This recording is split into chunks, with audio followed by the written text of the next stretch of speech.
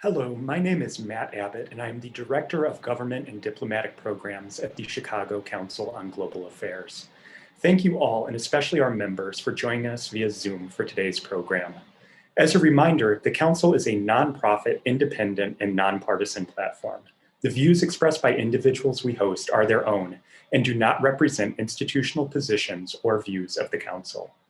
The Chicago Council on Global Affairs is hosting this conversation as part of a series sponsored by the Consulate General of Japan in Chicago as an opportunity to reflect on the power of sports, sporting events such as the Olympic Games, and athlete activists to promote socio-political change and build a more equitable world. I would like to thank the Consulate General of Japan in Chicago for their generous support that made this event possible. I would also like to acknowledge Consul General Kenichi Okada, Hisao Matsumoto, and the rest of the staff of the consulate for their partnership with the Council on this important topic.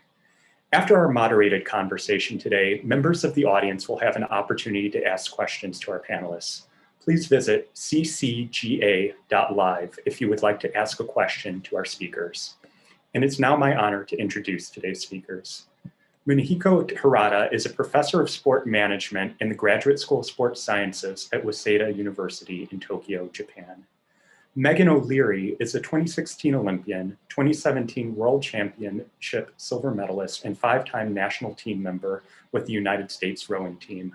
She is a professional motivational speaker and entrepreneur, and she's an advocate for women in sports and equality, serving on the U.S. Rowing Board of Directors and as an ambassador for the Women's Sports Foundation.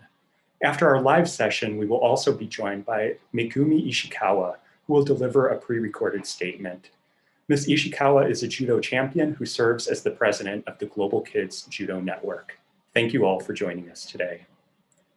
To start, the Olympic Games and other major sporting competitions have a long history of social and political athlete activism. Why do athletes use sports as a platform for social and political activism? Start with Ms. O'Leary, please. I'll take that one first. Yeah, I mean, I think, for so long, athletics and the realm of sports has provided a space for us to enjoy the human body, enjoy sort of a reflection of our own communities. And I think now what we're seeing is that, athletes have become more than just participants in their sport. They are, in some cases, celebrities, but they're professionals, and they're people that we look to for inspiration, for motivation, living out metaphors of what we're experiencing in our own lives. And I think because of all of that, athletes have now been empowered to, be able to speak out on issues that are important to us in our daily lives. And I think that is at the root of why, sports has become so important in terms of athlete activism and having that ability to speak, and use your platform for things that you care about and things that are important to you, living out not only in sports, but truly in our daily lives. Thank you. Dr. Harada, do you have any comments? Yes, I agree with that. However, in Japan, I just want to tell you about the case in Japan. There is a tradition that athletes should refrain from making social and public statement. Of course, social perceptions are also changing day by day, but it's not common for athletes to speak out about races, like environmental issues, gender equity, and the public doesn't really want it. That's a kind of a problem we have right now, because society is just asking athletes to be athletes who show the excellent performance. Thank you very much. Ms. O'Leary, in addition to your Olympic rowing career, you're an advocate for women in sports and equality, and you serve as an ambassador for the Women's Sports Foundation. What has been your experience as an athlete working to promote gender equity, and how and why did you decide to get involved? Yeah, being an ambassador for the Women's Sports Foundation has been such a great opportunity. I've been a recipient of, they have many initiatives, but I have been a 2-time recipient of their Travel and Training Fund grant, which afforded me opportunity to pay for some of the expenses that I incur as a professional athlete. beyond that, the Women's Sports Foundation does so many things that really spoke to my experience. You know, I'm a product of Title IX in the US in terms of the opportunities that I had to get to play the sports that I loved. Growing up, I didn't have the women role models that now young women and young men, boys and girls, have to look up to, these fantastic female, sports icons and role models. And as I grew through my career, I wanted to make that the norm, and to everything from providing, more opportunities to young girls in sports, to equity, not only for the opportunities and numbers of opportunities, but what we're seeing now is that, women deserve more TV time, more pay, and they're playing at a level equitable to their male counterparts. And so that's why it's been important for me to become involved, because, I lived it and was kind of in this transition phase of really seeing the movement. But I wanted to make sure that it becomes a concrete thing and continues to change for the better for this generation coming up. Thank you.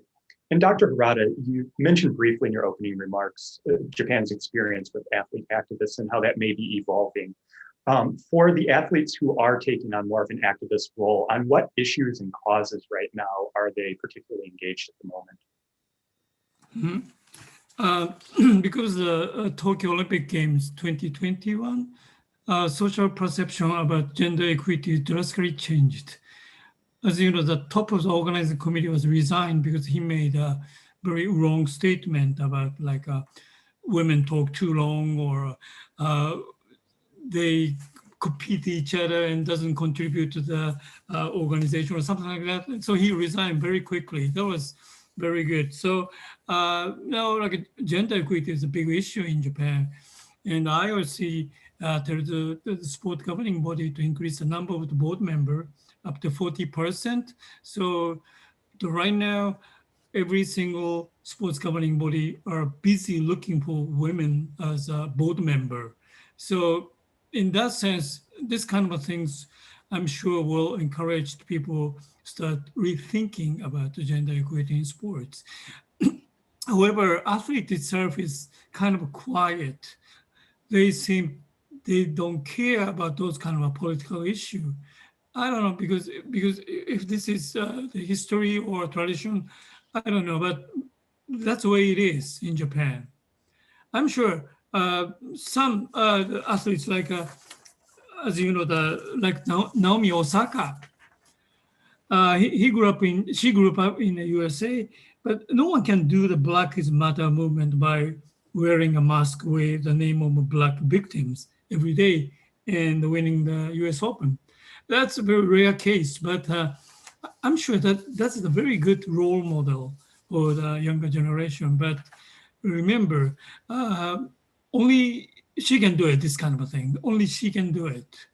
Unless she showed excellent performance, nobody listened. So that's my comment, yeah. And to follow up on that, you mentioned some of the conversations that are now starting in Japan around gender equity. Do you think this has broader implications for Japanese society in general, beyond just sports and beyond just what happened with the Olympics? Do you think this could be a watershed moment in Japanese society for more push for gender equity? Yeah, definitely. That's what we call power of sports. People start listening and people start thinking, and now more than 50% Olympians who goes to Tokyo 2021, they are women. So the power of women is, the social perception is drastically changing. Thank you. Ms. O'Leary, with your role as ambassador for the Women's Sports Foundation, could you tell us some of the specific causes on which the foundation is engaging in advocacy?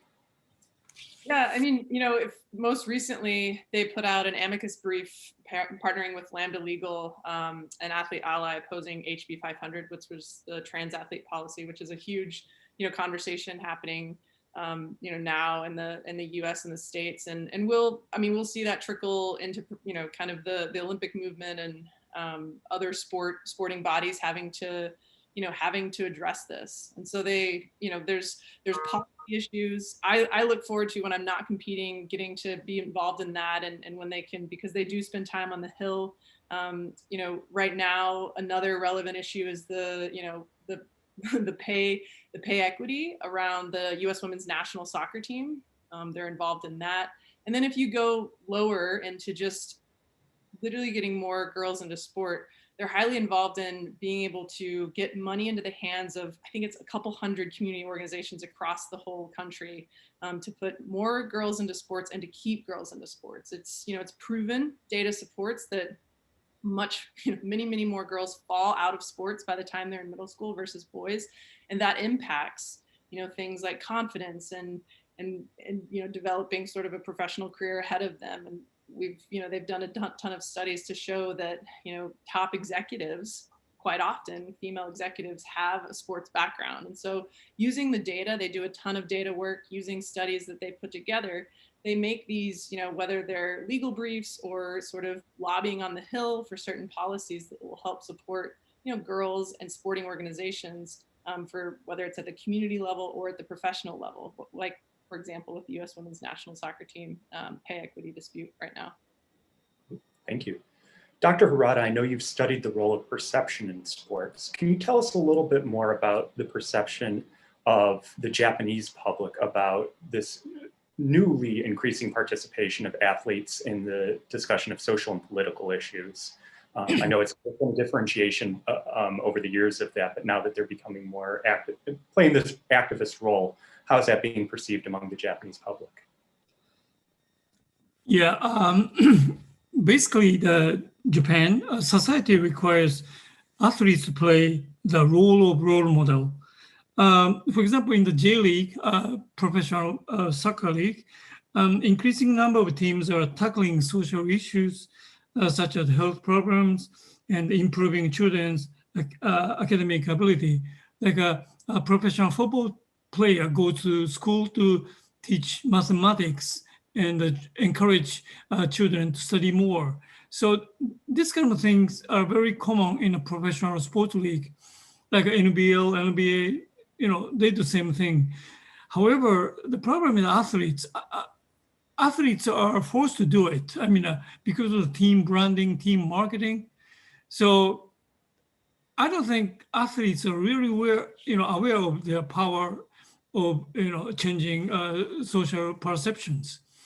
But at the moment in Japan, the league and the team are very aggressive about contributing societies by using athletes. The problem with athletes itself, we have to educate them more. And athletes just intuitively know that it's a good idea to keep distance from the political issue or like a racism or gender equity issues. So they just stay very cool. I'll give you an example.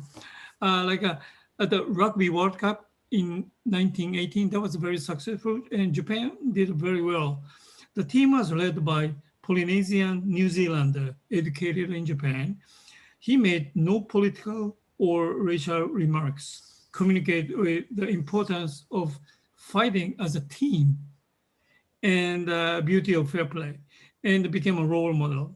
If you make political or racial statements, people's impression will change dramatically, I think. Thank you. Ms. O'Leary, what lessons could you share from your own experience as an activist, and how can athletes be more effective activists for causes in which they believe? Yeah, I mean, I think for me, coming up as, I'm not a LeBron James or a Naomi Osaka, but I do have a platform in my rowing community. And I think understanding that, athletes at a level, you have a voice and you can actually enact change using your voice. And I think it's not only, it's a privilege, but it's also something you have to be very careful with. You have to be very intentional about where you apply your voice. And I think for me, my understanding is that, I've learned that I can actually motivate people and I can share what I believe in using, for me, it's social media. Our competitions aren't attended by millions of people, thousands of people, but it is speaking out on things that I believe in. And then I think beyond that, athletes, we're learning that, with the rise of social media, additional media coverage, sports is a consumer driven entity, in the sense that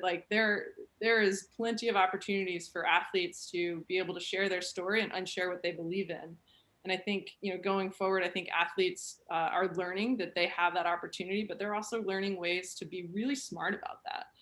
Not only on social media, but maybe it's becoming involved in other organizations that they believe in, like the Women's Sports Foundation, that drive policy and enact change. Other grassroots organizations, athletes you're seeing, they're running for office. So there's many ways that athletes are learning that they can be involved. For one, I ran as an athlete rep. I'm a director on the U.S. Rowing Board of Directors that helps, kind of enact some of the changes that I believe in at a policy level, at my organizational level.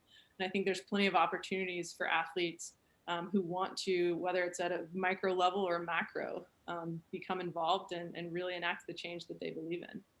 Thank you very much. And Dr. Harada, Ms. O'Leary alluded to the different platforms that athletes have, and they're expanding them just beyond just the sporting field and sometimes running for political office. How do you expect athlete activism is going to evolve in the coming years, especially with this growing proliferation of social media and activism? Well, I don't know. Athletes are very smart. They know what is beneficial for them. And at the moment, athletes in Japan know that acting as an activist is not really profitable for them. But after they retire, after they made some kind of a contribution, like after they got the gold medal, the landscape gonna be changed. Well, maybe he or she can speak out about politics or racism, gender equity. But unless they don't show to certain performance level, nobody listens. So that's kind of a fundamental problem in our society. Thank you. Ms. O'Leary, how can allies be more effective advocates, especially when it comes to gender equity and encouraging women and girls to get more involved in sports and equity in sports? Yeah, I have a lot of conversations around this. This is one of my favorite things to talk about, because what you are seeing this change. What I love seeing is that, during, whether it's the WNBA or even the US women's soccer pay equity dispute, you're seeing a ton of NBA players support the WNBA and support their counterparts, and whether it's the fellow league. And that alone, that changes the social conversation around women in sport. It quiets a lot of we call them trolls, or the naysayers that, say that they can return a serve from Serena Williams, right? And when the male counterparts speak up as allies, and kind of in, whether it's in defense or just truly in support of women in support, it changes the conversation, and that needs to happen more often, and it is. You're seeing a change, I think, visibly. I've seen a change over the last few years, and people correcting when media misrepresents something, right? Whether it's a title of an article or, recently it was, we're coming upon the NCAA tournament, which is, everyone thinks the NCAA men's tournament when they say just the tournament. And, you saw a school correct the tweet and say, well, that was a men's statistic. The women actually achieved this first. And so when you start having that conversation and making sure to include the women and to point out the successes, or to point out the strengths and the great things that are being done in sport, including women, it changes the conversation. And I think that's how allies can become involved, is correcting the conversation when it's not including women, and just showing support of great athleticism that's being, that's not just by men in sport, it includes women in sport as well. Thank you for that. As a reminder to our audience, we'll be opening up the platform soon for audience questions. You can submit your questions via ccga.live. Dr. Harada, the next question is for you. The International Olympic Committee has called for political neutrality during the Olympic Games, and Rule 50 of the Olympic Charter bans any form of political protest during the Games.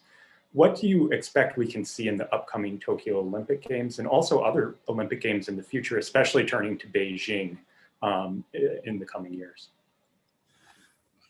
Well, talking about the 2021, because of the COVID-19, no audience from foreign country allowed it to come to Japan.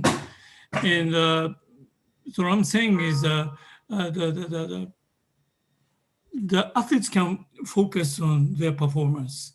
And I think there's no room for people to talk about politics in that competition because of the COVID-19, everybody has to focus on one thing, to make everything successful safely, and sanitary. So that's their focus. So I don't know if there is something goes on. I don't think so. But Beijing 2022 is different.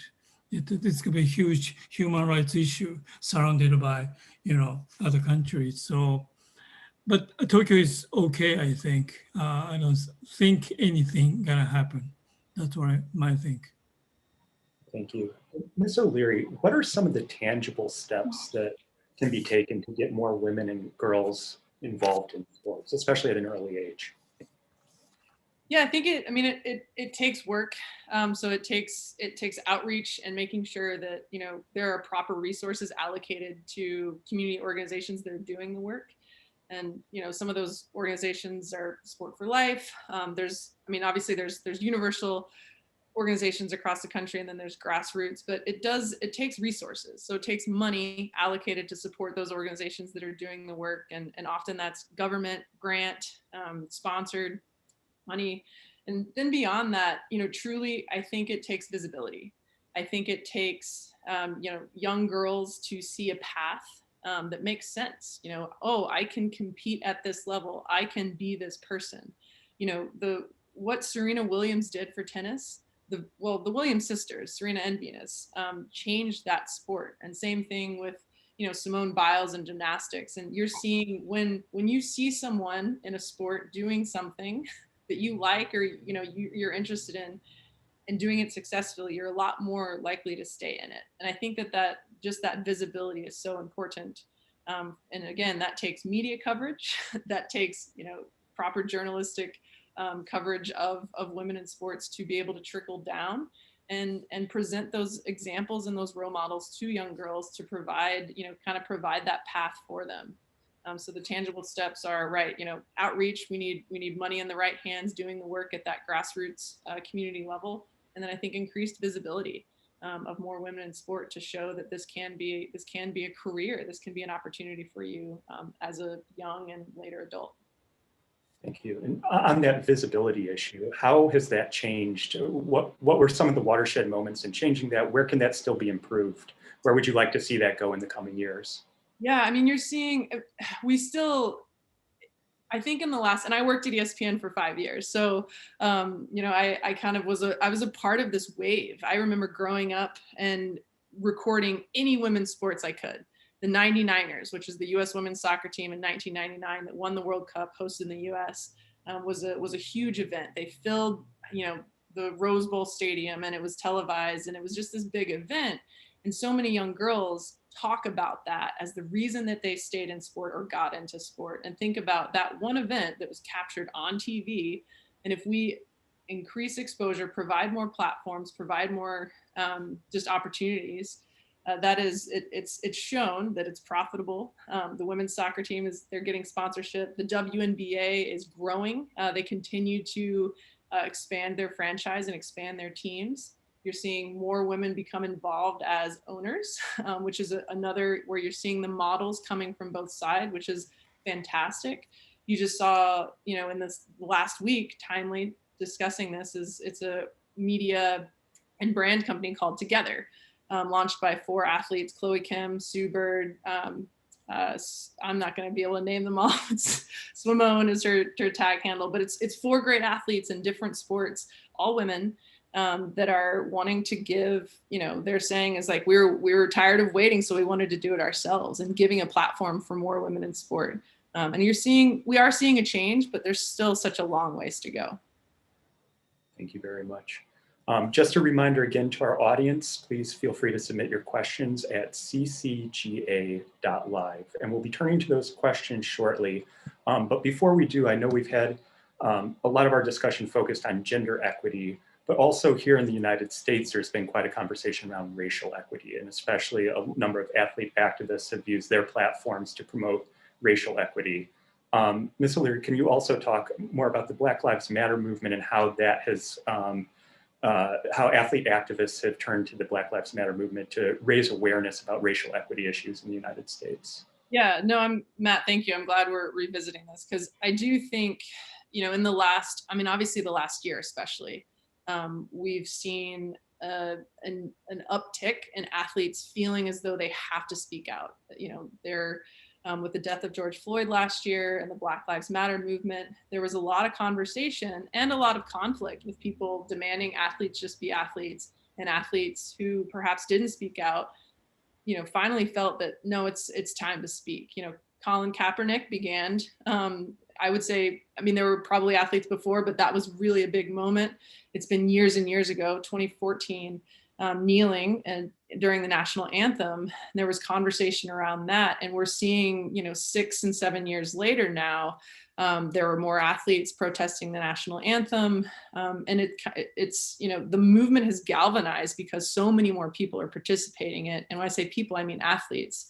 And so you saw over the last year a change in the conversation around that. And you saw a change in social and political conversation as well. Athletes were helping drive that movement. Going back to talking about a WNBA team who in Atlanta, the Atlanta Dream, a WNBA team, spoke out against one of their owners, then incumbent Senator Kelly Loeffler, in support of her opposition, and Raphael Warnock. And a lot of political scientists basically attribute their support for him after her counter remarks about their support of the Black Lives Matter movement in helping him to win that seat. And you're seeing athletes have real impact on political movements and the way we talk about the Black Lives Matter movement. I think that it's been a really inspiring thing to be a part of it as an athlete. And I think, what I do think we'll see perhaps, from US Olympic athletes is continuing to protest in a peaceful way, but especially around the racial injustice that we're still experiencing in our country. You saw just last summer, a council convened. It was the Team USA Council on Social and Racial Justice, and they put forward to the IOC their recommendations for a change on Rule 50. And because of a lot of the conversation and movement around what has happened in the States and around the still the racial inequality and social injustice that we're experiencing. So I do think that will continue to be a big part of conversation as we head into the games. And I'll be curious what Olympic athletes do with their platform time as well. Thank you very much. And Dr. Harada, pivoting slightly from individual athlete activism, but now to talk a little bit about the soft power that governments and countries can wield through activism and hosting Olympic events. I know that the 1964 Olympics were a really transformative event for Japan. How has Japan wielded soft power through embracing these types of Olympic events? Well, because Olympic Games was postponed because of the COVID-19, people is just busy preparing for the Olympic Games, and there's no room for discussion about soft power right now. And our government is expecting increasing the number of the inbound tourists after the Olympic Games. Government would like to use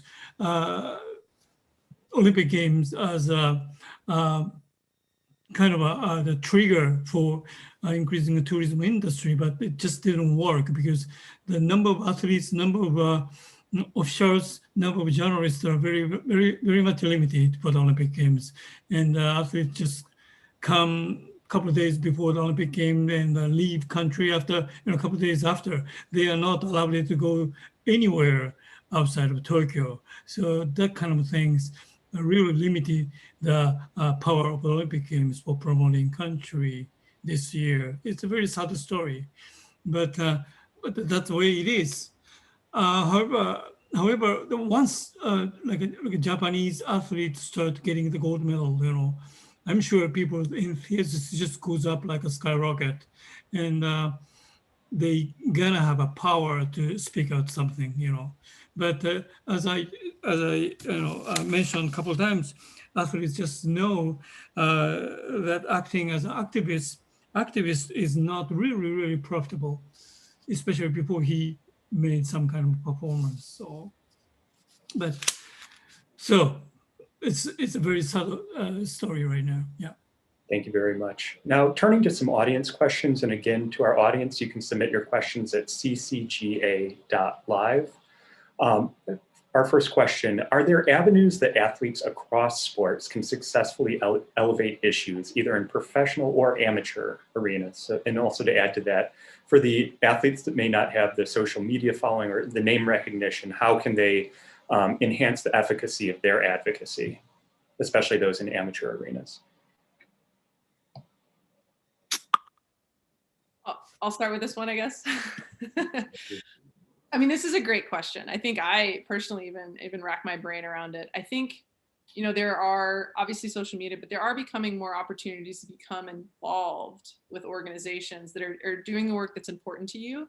And I think, you know, I think leading by example can be more powerful than we realize, right? I think we as athletes are used to putting our heads down, doing the work, and not realizing that people are observing us. People are observing what we share, what we say, what we're involved in, and we're leading, you know, we're kind of leading by example in that way.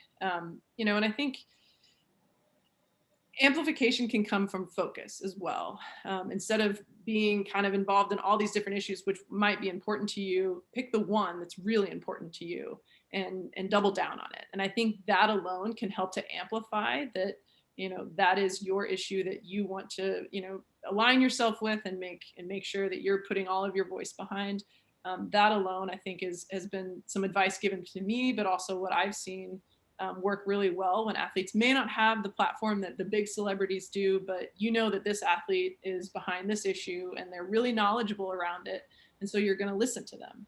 And that can really help to build up, you know, kind of a following, or just build up your voice if you don't have sort of the platform that some of the bigger names in sports do. Thank you. Our next question from the audience, there's some activists are calling for a quick overhaul of the Trump administration's Title IX regulation. Can you give us any thoughts or insight into this? I think Ms. O'Leary, if you have any.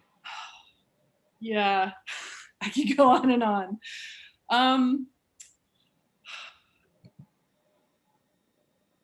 Yeah, I'd rather move into another question, actually, if we can skip. Yeah, I mean, I do think, you know, I think that, I mean, Title IX is where we're going on 40 something years. And it's been such an important, I mean, clearly it's been such an important policy to help level the playing field. And since we're not there, it's going to be important to maintain the work that's been put into creating the progress that we've achieved.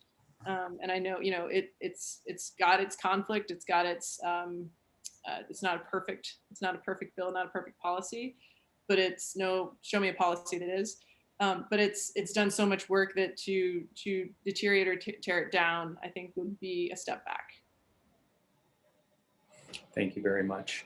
The next question is for Dr. Harada. Going back to your previous comments on the perception of in Japanese society of athlete activists, do you find that activism is becoming increasingly well received among the Japanese public? Okay, before I move on to that question, I just want to tell you about the Title IX. There's no Title IX in Japan, and there's a good thing and bad thing about Title IX. If you distribute resources completely equal to men and women, university cannot afford all the sports at all. So some university like Georgetown University, they have a very, very strong women's basketball team, but all the resources just allocated that sport, and other minor sports cannot survive because of the money. So complete equality of Title IX is not really working well especially in Japan right now. And would you repeat the second question? Absolutely. Going back to your comments on the perception in Japanese society of athlete activists, is that activism increasingly becoming well received? Yes.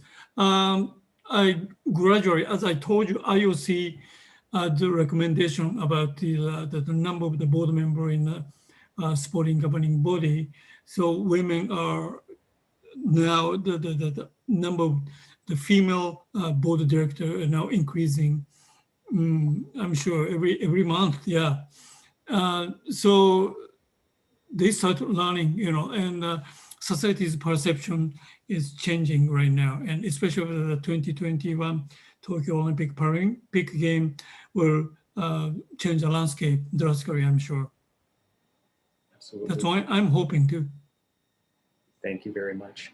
We are nearly out of time, so I can take one final question from the audience, and this one is for Ms. O'Leary. Can you tell us more about your personal journey as an athlete, and how did you first get involved with rowing, and tell us a little bit more about your personal story? Sure, yeah, and I mean, I guess it speaks to the opportunities of sport and what they can present. So I was a two-sport athlete in college, Division I at the University of Virginia, Go Hoos. I played volleyball and softball. And then I went on, I mentioned ESPN, I went on to work professionally. And while working, I Googled rowing and had never picked up an oar or touched the sport in any sense, but went to a Learn to Row and absolutely loved it. Luckily had people around me, again, talking about that support, that visibility, to tell me, hey, you're really talented. You have a ton of potential. You could potentially, make the senior team, go to the Olympics. And so, that was the summer of 2010. And, now I'm headed hopefully into my second Olympic Games, and then I will gleefully retire. But yeah, so my sporting, career has been I would say non-traditional. But I grew up wanting, playing basketball and soccer and softball, and, grew up playing all the sports that I could, often with boys. And, just taking every opportunity I could to get on the court, get on the field, et cetera. And I think that's what led me to being able to ascend so quickly in a sport that I didn't pick up till I was 25, 26 years old. Thank you so much. Thank you for sharing your story with us. Thank you both for sharing your insight with us. It's been an honor to have you on the council's platform. We'll now be turning to Megumi Ishikawa, who is a judo champion who serves as the president of the Global Kids Judo Network. She'll join us live briefly, and she's been kind enough to record a message for us about her personal journey. So thank you again, both. And Ms. Ishikawa.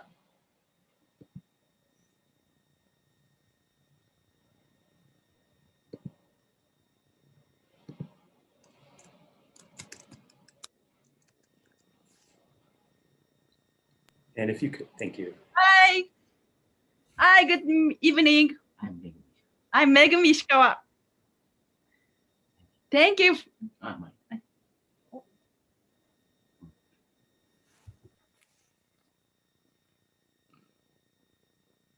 Thank you so much. And you are muted right now. Thank you. Can you watching video?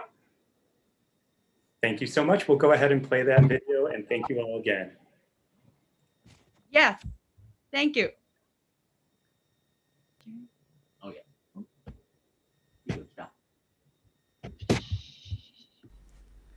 Hello, everyone. I am Megumi Ishikawa, a judoka and the representative of Global Kids Judo Network. First of all, I would like to thank everyone for giving me the opportunity to be a speaker today. At this great event of Sports Diplomacy Digital Symposium, sponsored by the Chicago Council on Global Affairs. I am very excited to be here. I would also like to thank the members from the Consulate General of Japan at Chicago, Consul General Okada, Consul Shibata, and Ms. Matsumoto for their efforts in providing me with this opportunity. I have devoted my first 32 years just focusing on judo, how to be competitive at world-class level. Now, after retiring as an athlete last year, I am working hard in learning method of teaching children as well as the best English. I plan to attend Harvard College starting this summer. And will promise you that I will acquire my communication skills. So, please forgive me today as my presentation will be in a recorded video. As a self-introduction, I have made a 3-minute clip which shows my career as an athlete. I believe watching with video will tell you a lot more than listening to my poor English.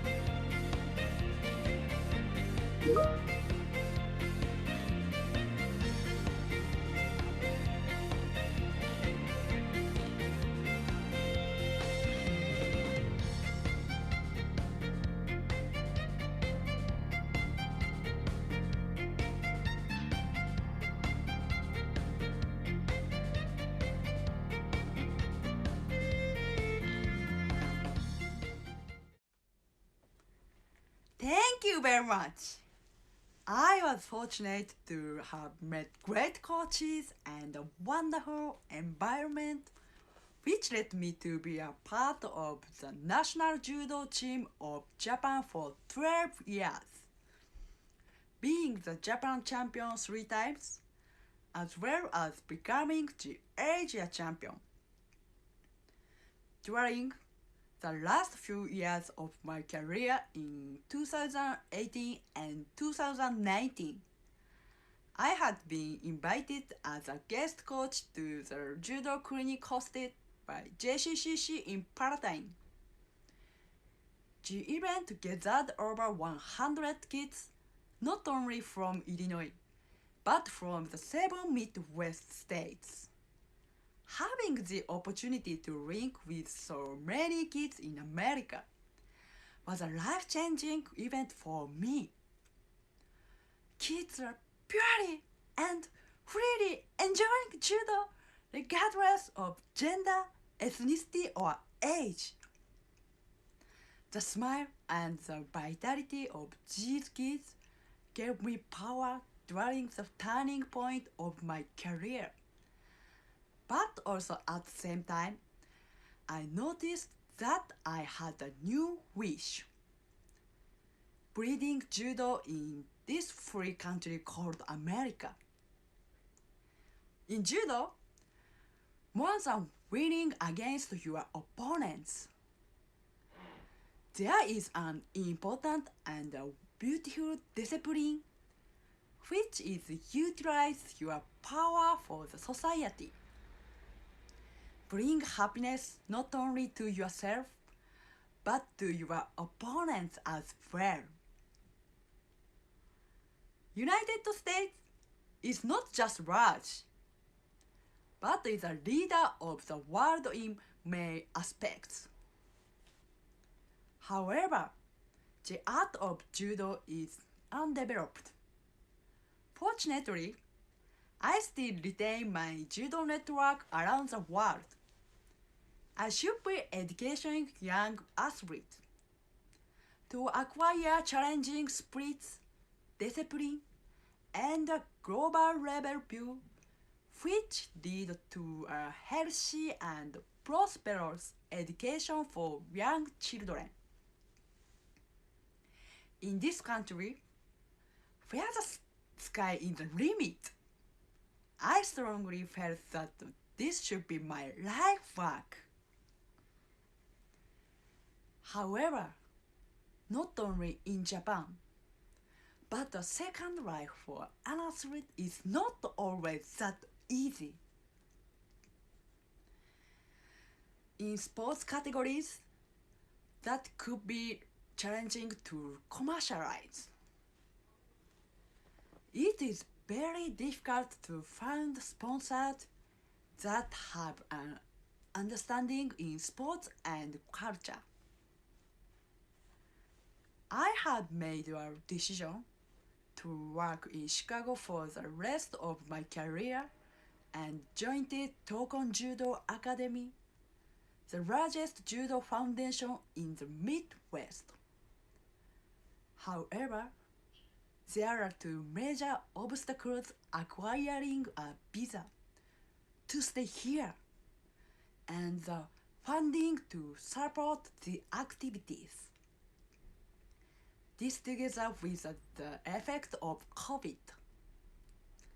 I have been volunteering based on ESTA, the Traveler's Permit.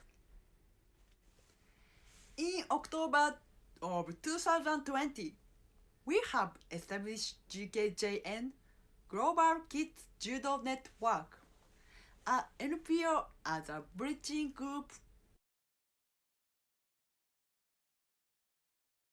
to children face-to-face or via Zoom.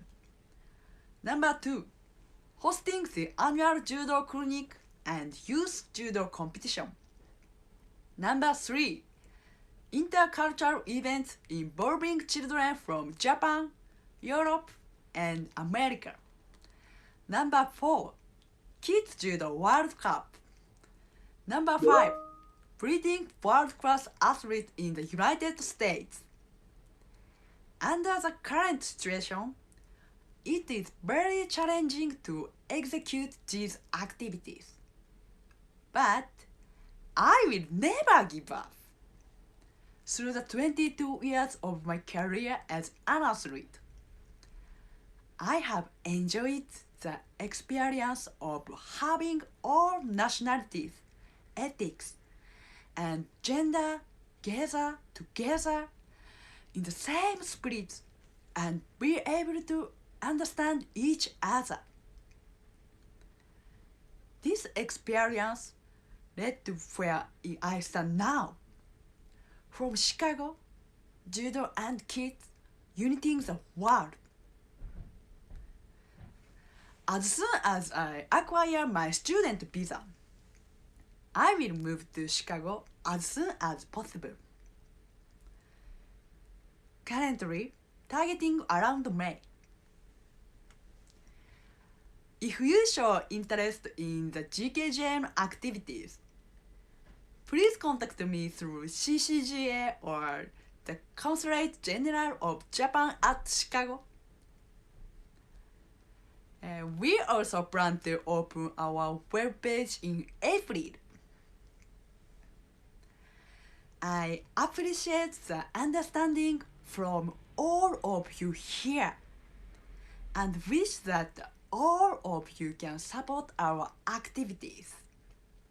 Next time, I will be there in my dogi, it's me judo uniform, and I look forward to that day. Thank you listening to my presentation and my dream. Thank you very much. Bye.